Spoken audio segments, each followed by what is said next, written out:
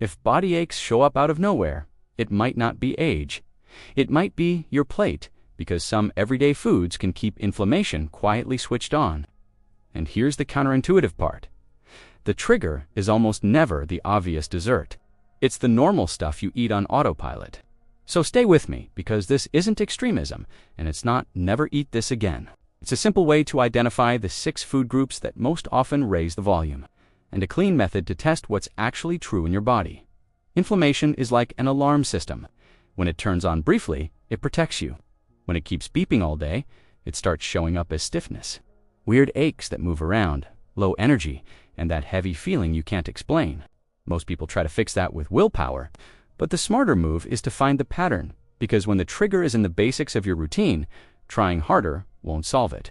Here's the method you'll use the whole time. Pick one group, reduce it for a few days.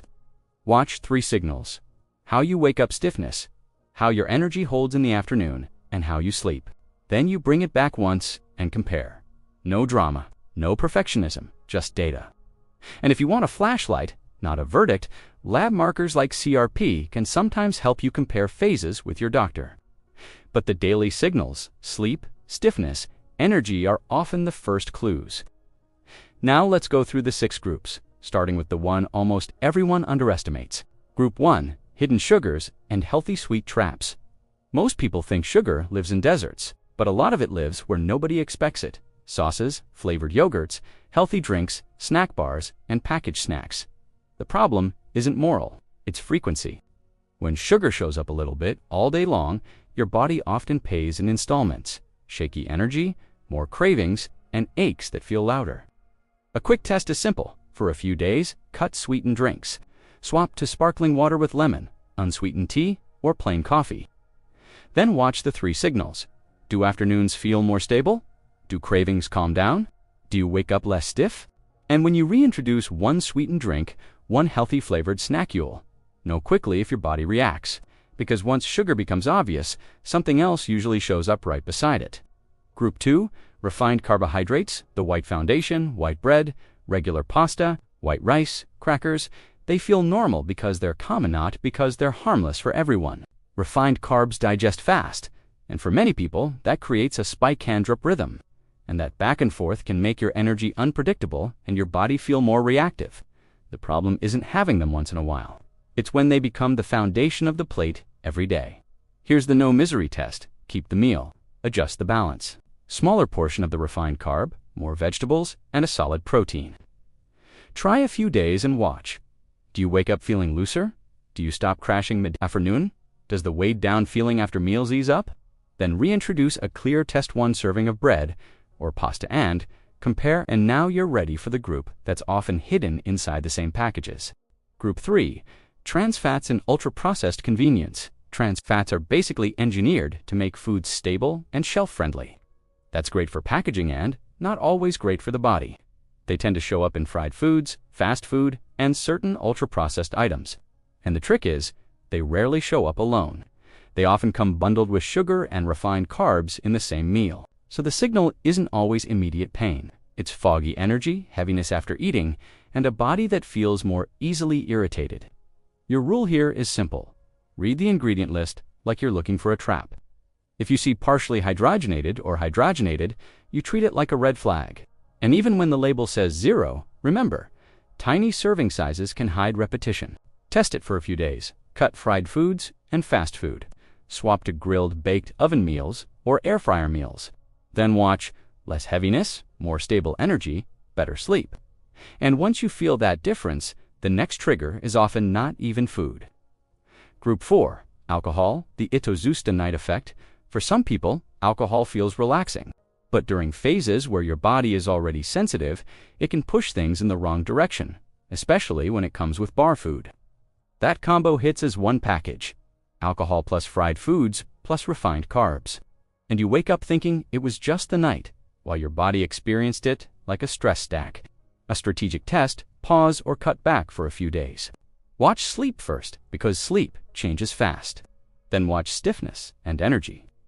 One important caution: alcohol and medications, especially anti-inflammatories and other drugs, can raise risks and unwanted effects. So don't play mix and see if there's any doubt. Talk to a professional. And if the social part is the hard part, you don't need to isolate.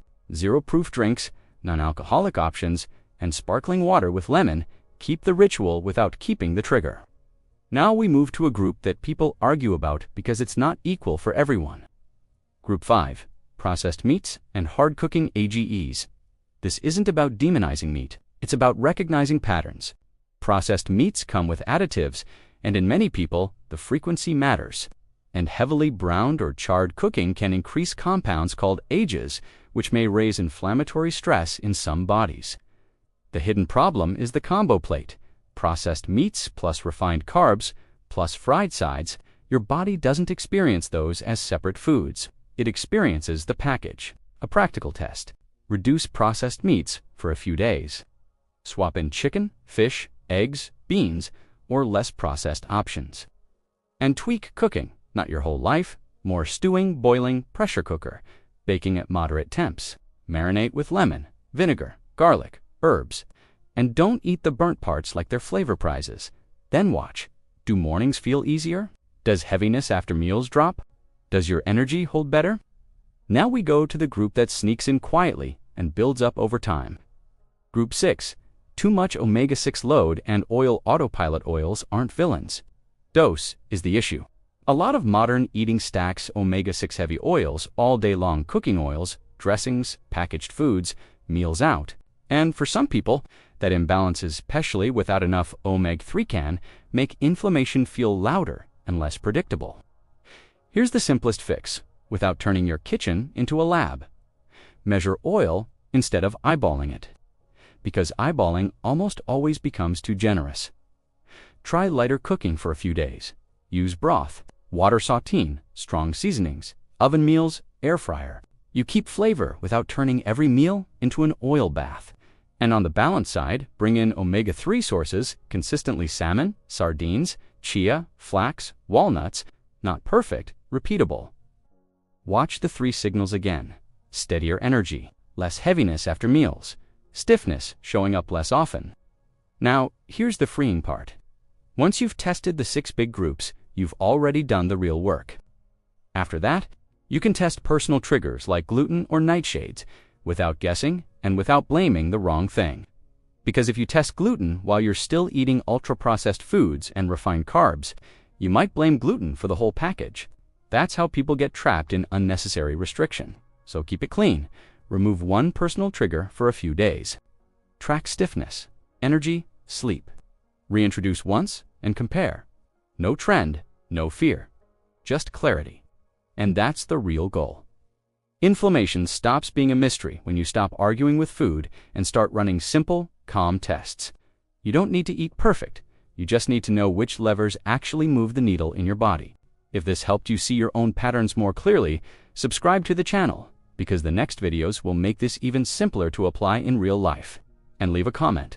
Which one of these triggers do you think hits you the most? Sugar, refined carbs, trans fats, alcohol, processed meats, or oils? I read the comments, and I'll use your answers to shape the next video. This content is for informational purposes only and does not replace professional medical advice. Results may vary. Always consult a healthcare professional before making drastic changes to your diet or training routine.